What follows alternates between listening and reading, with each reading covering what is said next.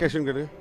அழுத்தம் காரணமாக நீங்கள் வரல, கூட்டணி கட்சிகள் அழுத்தம் காரணமாக நீங்கள் இன்னும் அம்பேத்கர் நூல் வெளியிட்டாங்கன்னு தாவேக தலைவர் விஜய் பேசிட்டார்.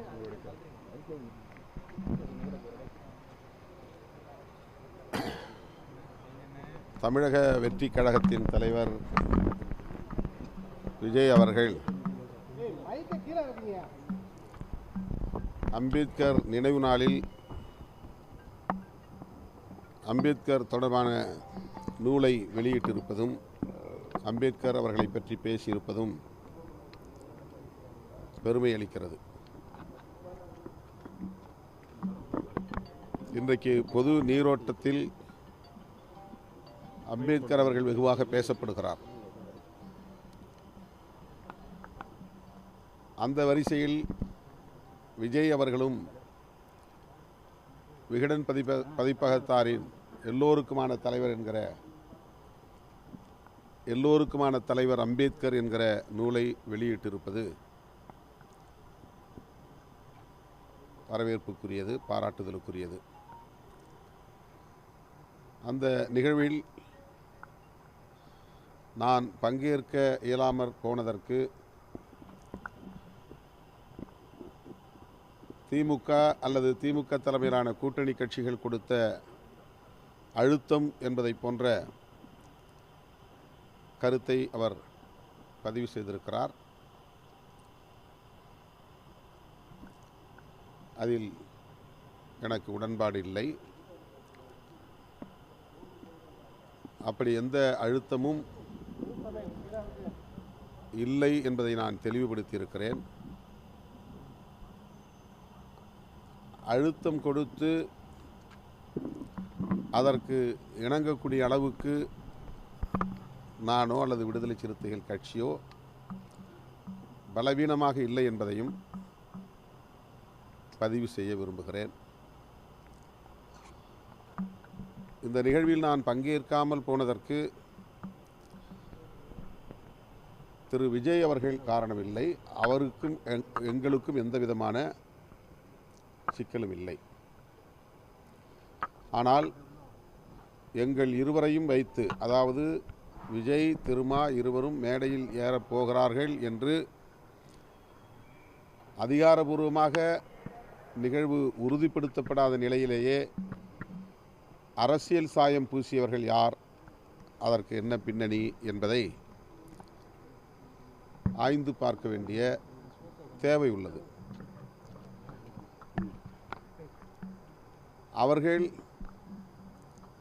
எந்த பின்னணியில் இயங்குகிறார்கள், எப்படி இந்த செய்தியை வெளியிட்டார்கள், அதை ஒட்டி சமூக ஊடகங்களில் வாதிட்டவர்கள் எந்த பின்னணியிலிருந்து கருத்துக்களை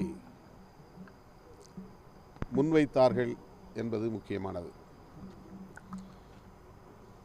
ஏறத்தாழ 1/4 நூற்றாண்டு காலம் தேர்தல் அரசியல் களத்திலே நாங்கள் நிற்கிறோம். ஓரளவுக்கு எங்களாலும் யூகிக்க முடியும் யார் என்ன பின்னணியில் இயங்குகிறார்கள், என்ன பின்னணியில் பேசுகிறார்கள் என்பதை கணிக்க முடியும். அந்த வகையில்தான் அம்பேத்கர் நூல் வெளியீட்டு விழாவை அரசியலாக்கி விடுவார்கள், அப்படி அரசியல்படுத்துவதை நான் விரும்பவில்லை என்கிற அடிப்படையில்தான் நானே முன்கூட்டியே விகடன் பதிப்பகத்தாரிடத்தில் சொல்லிவிட்டேன். அதோடு எங்களுக்கு எந்த சிக்கலும் இல்லை, உங்கள் மீதும் எங்களுக்கு எந்த வருத்தமும் இல்லை. தமிழ்நாட்டில் எங்கள் கூட்டணியை குறிவைத்து காய்களை நகர்த்துகிற அரசியல் நடந்து கொண்டிருக்கிறது. அவர்களுக்கு மீண்டும் ஒரு முறை வெறும் வாய்க்கு அவல் கிடைத்ததைப் போல ஒரு வாய்ப்பை தர நான் விரும்பவில்லை. எனவே என்னுடைய வாழ்த்துக்கள், வெற்றிகரமாக இந்த விழாவை நீங்கள் நடத்துங்கள் என்று ஏற்கனவே நான் கூறிவிட்டேன். நான் சுதந்திரமாக எடுத்த முடிவு, நல்லெண்ணத்தின் அடிப்படையில் எடுத்த முடிவு, விடுதலை சிறுத்தைகள் அங்க வகிக்கக்கூடிய கூட்டணியின் நோக்கம் சிதையாமல் இருக்க வேண்டும் என்கிற அடிப்படையில் தொலைநோக்கு பார்வையோடு நான் எடுத்த முடிவு. எனக்கு எந்த வகையான பிரஷரும் இல்லை, திமுக அதில் தலையிடவில்லை. சார், 2026 வந்து திமுக கூட்டணி ஆட்சிக்கு வரணும் அப்படின்னு நீங்கள் சொல்றீங்க. ஆனால் வந்து மன்னர் ஆட்சி வந்து 2026 வரக்கூடாதுன்னு உங்கள் கட்சியோட துணை பொதுச் செயலாளர் சொல்கிறாரு. திமுகவை மீன் பண்ணுறதா இருக்குது. அதை பற்றி நீங்கள் என்ன சொல்லுங்கள்? விடுதலை சிறுத்தைகள் கட்சியில் அவர் இருந்தாலும், துணை பொதுச் செயலாளர் பொறுப்பிலே அவர் இருந்தாலும், வாய்ஸ் ஆஃப் காமன் என்கிற அமைப்பின் சார்பில் அவர் அந்த நிகழ்விலே பங்கேற்றார் என்பதுதான் உண்மை. விகடன் பதிப்பகமும் வாய்ஸ் அண்ட் காமன்ஸ் என்கிற அந்த நிறுவனமும் இணைந்து அந்த புத்தகத்தை கொண்டு வந்திருக்கிறார்கள். வாய்ஸ் ஆஃப் காமன் என்பது ஒரு நிறுவனம், தேர்தல் உத்திகளை வகுக்கக்கூடிய நிறுவனம். அது கோ பப்ளிஷர், இணை வெளியீட்டாளர் என்கிற அடிப்படையில் எல்லோருக்குமான தலைவர் அம்பேத்கர் என்கிற நூலை வெளியிடுவதில் ஈடுபட்டிருக்கிறது. ஆகவே அவர் மிக முக்கியமான ஒரு பங்கை வகிக்கிறார் அந்த நூல் வெளியீட்டில்.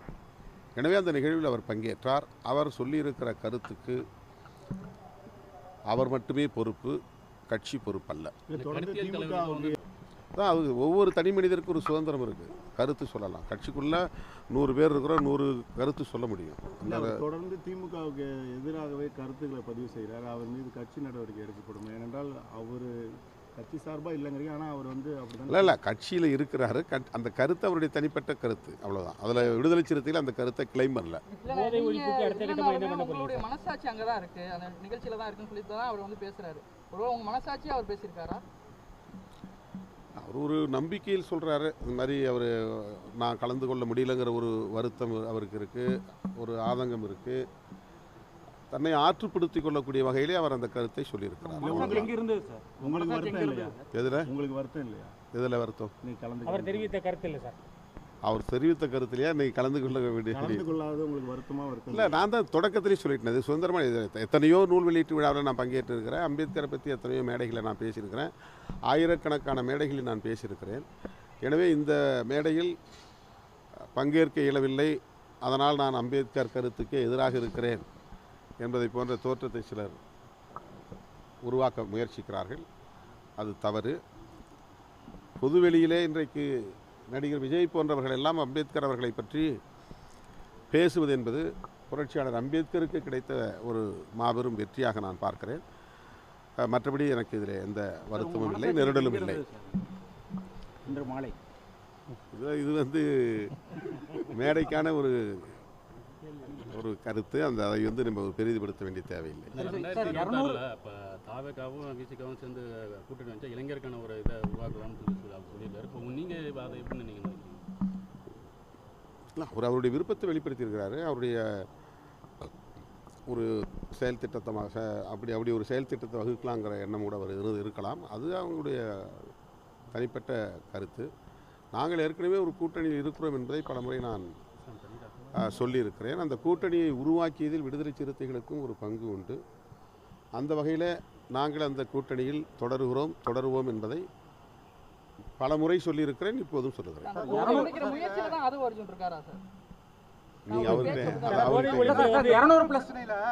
மக்கள் பிரச்சனையில் நான் வந்து இந்த போட்டோ ஷூட் நடத்துறது, ட்வீட் போடுறது, அவங்களுக்காக அறிக்கை விடுறது, இந்த மாதிரி சம்பிரதாய அரசியல்லாம் எனக்கு வந்து விருப்பமே இல்லை. என்ன செய்யறது, நானே ஆனால் சம்பிரதாயத்தை இதெல்லாம் செய்ய வேண்டியிருக்கு அப்படின்னு சொல்றாரு. இது வந்து அரசியல் கட்சி தலைவரா அதுதான் அவருக்கு உடன்பாடு இல்லை. ஆனாலும் அதுக்கு உடன்படக்கூடிய நிலை, இதுதான் அரசியல். அரசியலை நோக்கி, அதிகார மையத்தை நோக்கி போக போக நாம் நிறைய கற்றுக்கொள்ள நேரிடும். 200+ அதைத்தான் அவர் இன்றைக்கு அவர் வெளிப்படுத்தியிருக்கிறார். 200+ தொகுதியில் நீங்கள் ஜெயிக்கணும்னு சொல்கிறீங்க. ஆனால் அவங்க வந்து இருமாப்பு அப்படின்னு சொல்லி விஜய் பேசியிருக்காரு. மைனஸில் போயிடுவீங்க 2026ன்னு சொல்லியிருக்காரு. இதுக்கெல்லாம் கருத்து சொல்ல முடியாது.